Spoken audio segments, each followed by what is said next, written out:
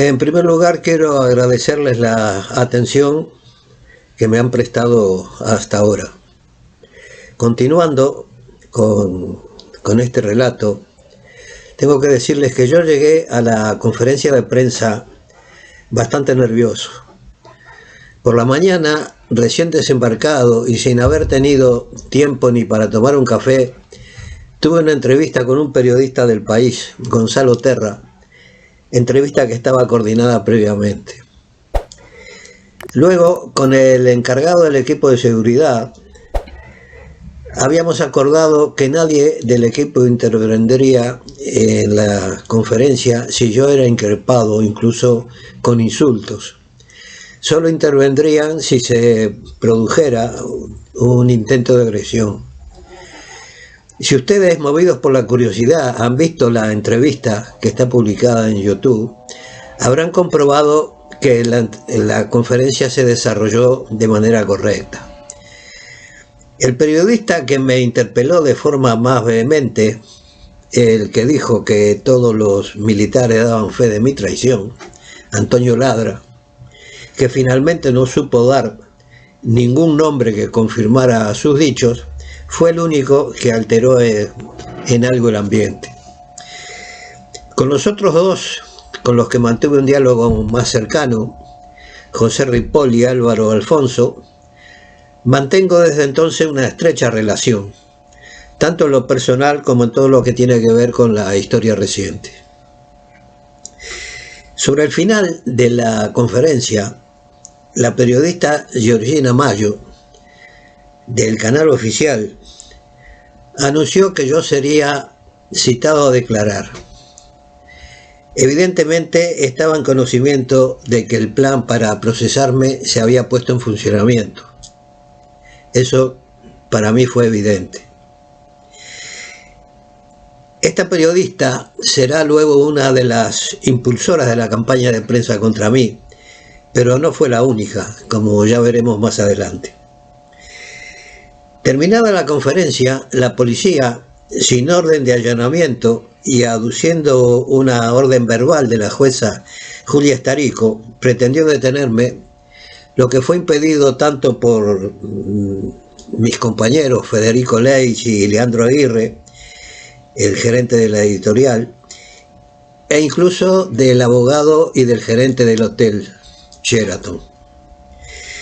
La excusa esgrimida para detenerme era una citación del año 2011 para declarar como testigo en la causa abierta contra dos militares, Asensio Lucero y Orosmán Pereira, por una denuncia conocida como la de las 28 mujeres.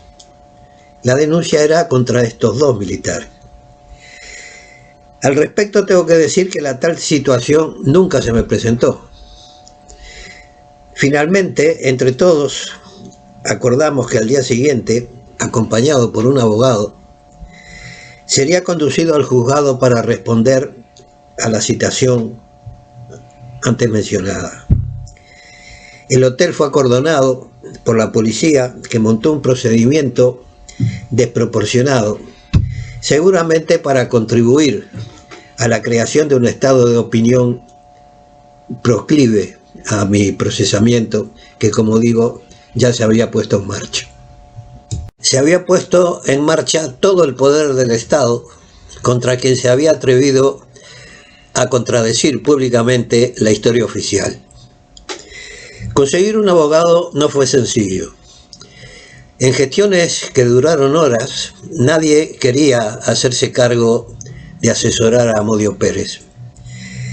Y avanzada la madrugada, Andrés Ojeda aceptará ser mi abogado defensor, junto a Fernando Posada. Al día siguiente, la policía, en vez de conducirme al juzgado, me llevó a la sede del departamento 6 para conocer los detalles de mi documentación que se suponía falsa. El mismo director del departamento 6, William García, dirigió mi traslado. Durante la madrugada, el diario La República preparó su contribución a la campaña, publicando una portada sensacionalista y una muy extensa nota de una página completa, firmada por Roberto Caballero, un ex integrante del MLN que por esa fecha oficiaba de secretario del ministro de Defensa, Fernández Huidobro. Era evidente que tanto la nota como la portada fueron elaboradas desde antes de mi llegada a Montevideo. Eran parte de la campaña, porque no hubo tiempo materialmente entre mi llegada y la publicación para que eso se hubiera hecho. Estaba hecha anteriormente. La nota tenía de título La palabra de Judas, que como dije firmaba Roberto Caballero, que en la nota dice ser Danilo, integrante de la columna 10, subcolumna B, sector militar, y agrega que es director de Asuntos Jurídicos Notariales y Derechos Humanos del Ministerio de Defensa Nacional. La intención del artículo era negar la validez de la publicación de mi libro, pero no con base en argumentos serios, sino por el uso reiterativo de las viejas acusaciones infundadas y que el tiempo y la realidad se han encargado de dejar sin sustancia. Ya en esa fecha se sabía que el mismo Julio Marenales, en el año 2009, 6 años antes de mi viaje a Montevideo, había reconocido en un programa de televisión y en una audición de radio, Cantando las 40, que la caída de la cárcel del pueblo, que motivó la acusación de traición y mi condena a muerte, era responsabilidad de otro, y daba su nombre, Adolfo Bassen. El mismo diario La República publicó en su página web, horas antes de ser conducido a Inteligencia 6, una nota con el título «Se cumplió la orden de detención», lo que evidenciaba que estaba preparada de antemano. Decía la nota que Amodio prestó declaración en la sede de la Dirección General de Información e Inteligencia.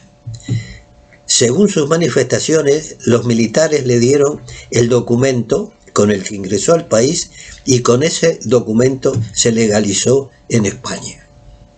Continuaba la nota diciendo que el juzgado de la Ciudad de la Costa pediría que fuera conducida a su sede a la hora 16 por su ingreso al país con documentación falsa. Continúa. Por su parte, la jueza penal doctora Julia Estarico indagará también al ex Tupamaro, quien vivió los últimos 42 años fuera del país, la mayor parte del tiempo en España, por la causa sobre violación de derechos humanos durante la dictadura. Enterada de la presencia de Amodio en el país, la jueza coordinó con inteligencia policial la citación. Efectivos de dicha repartición concurrieron al Sheraton de Punta Carretas, pero el ex Tupamaro se negó a ser notificado. Continúa la nota. El caso fue presentado el año pasado por el abogado y ex juez Federico Álvarez Petraglia, en representación de las 28 mujeres que denunciaron violaciones y abusos a mujeres que fueron detenidas en centros clandestinos durante la dictadura.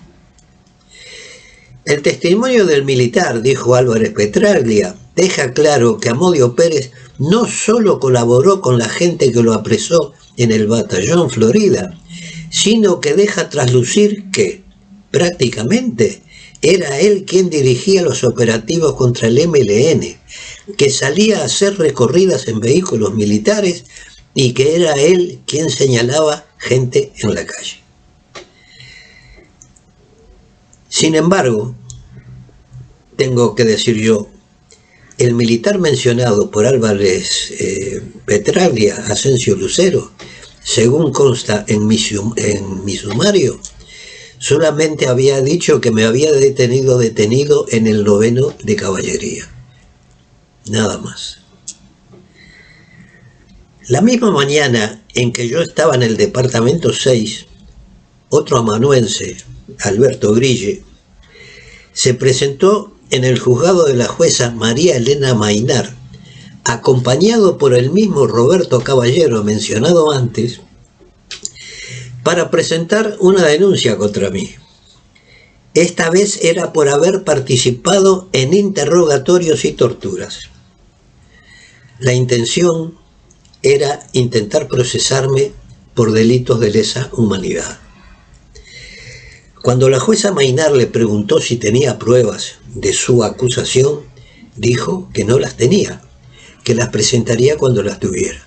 Todo esto consta en el sumario.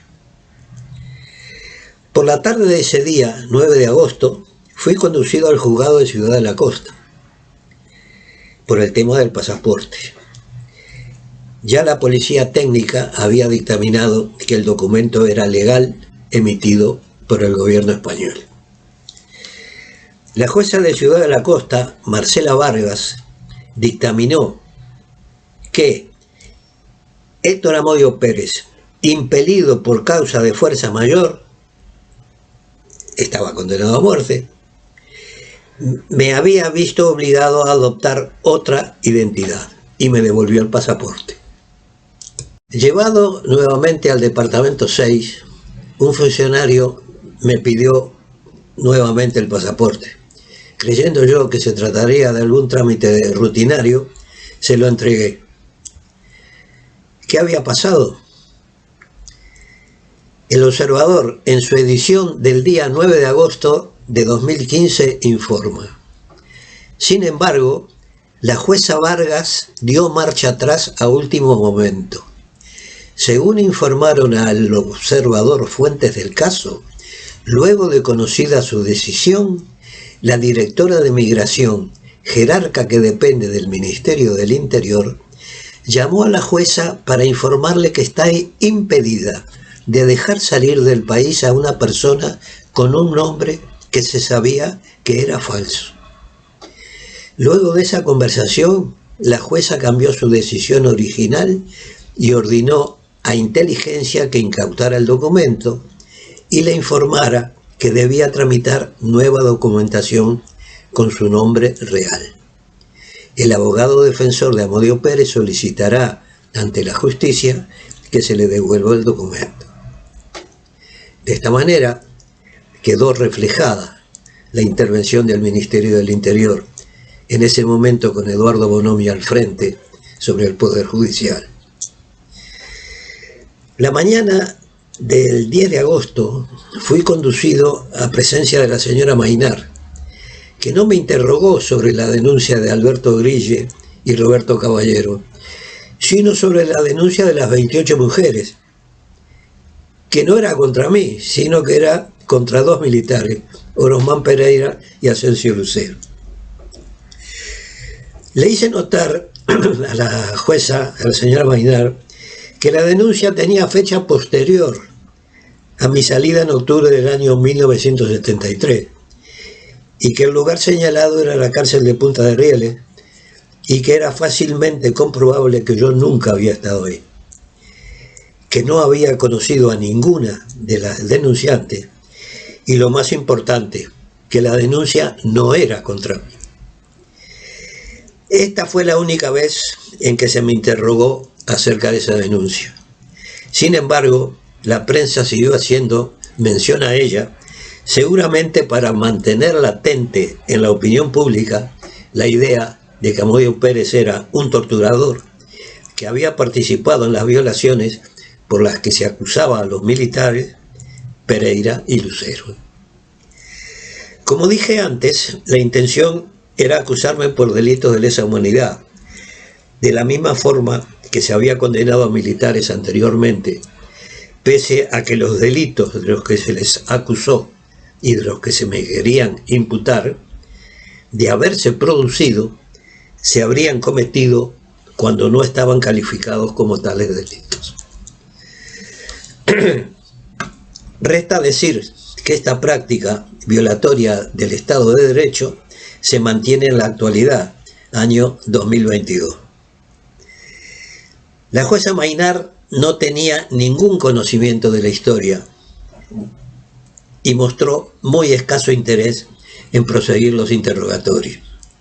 El que sí se mostró interesado fue el fiscal Ariel Cancela, quien me preguntó acerca de mi relación con una serie de militares, todos miembros del cuartel Florida. Años después, ya por el 2016, encontré en el archivo Cámpora la carta que el mismo Cámpora le envió al Poder Judicial acerca de los militares que debían ser llamados a declarar, en mi caso, y daba una serie de elementos que probarían mi traición. La nota va encabezada y dice: Montevideo, 10 de agosto de 2015, aporte de información por parte de David Alberto Cámpora Schweizer, cédula de identidad, número tal, domicilio Ramos 4143, teléfono, celular y el mail. Y hace una relación de hechos, de supuestos hechos, para tratar de justificar la acusación contra mí. Agrega una nota de un tal Darío Enrique Krop Ures, domiciliado en La Habana, Cuba, que también hace un extenso relato de supuestas conversaciones que este señor habría mantenido conmigo. Nunca nos conocimos. Da una lista de militares a ser llamados a declarar. Coronel Caballero, regimiento número 1, teniente coronel Legnani, mayor Corvo, capitanes Calcaño, Tabaré Camacho, etcétera, etcétera. Y hay una nota de un abogado, funcionario en ese entonces, de la embajada uruguaya en Francia, que dice: a efectos de cooperar con la estadía de la rata en esta tierra, o sea, la rata era yo, comento, parece inaudito que la jueza de Ciudad de la Costa haya estimado que no había falsedad alguna en los hechos protagonizados por Amodio. El documento puede ser legítimo, expedido en España, pero como se refiere a otra persona, al usarlo Amodio como si fuera suyo, cometió ante los funcionarios de migración una falsificación ideológica, al prestar una declaración falsa sobre su identidad o estado o cualquiera otra circunstancia de hecho. Está corrigiendo la sentencia de la jueza. Pero dice más.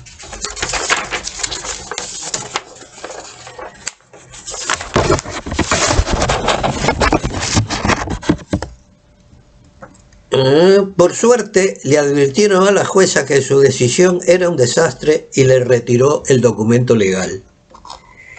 Pero lo que importa es encontrarlo vinculado a actos de tortura, un crimen de lesa humanidad e imprescriptible. Esta era la madre del cordero. Estos eran los delitos que se me querían adjudicar. Y dice: de lo que se trata es de ganar tiempo para mantenerlo mientras buscamos los elementos necesarios. Así se escribió la historia. Hasta el próximo capítulo.